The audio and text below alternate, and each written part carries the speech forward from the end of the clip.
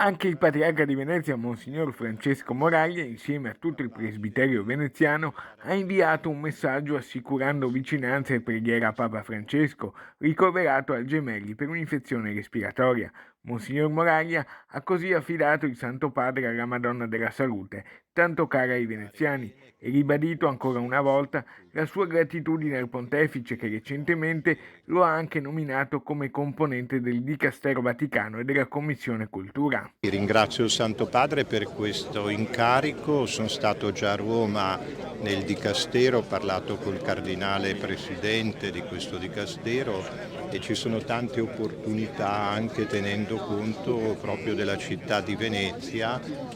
che può essere una realtà culturalmente vivificata dalla fede, ma nello stesso tempo la fede può essere anche arricchita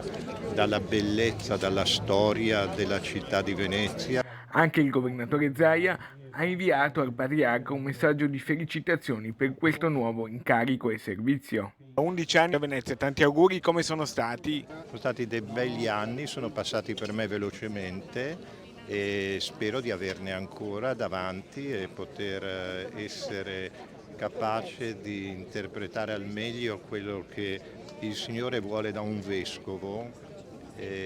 pensando anche di avere una grazia grande, quella di abitare in una bella città.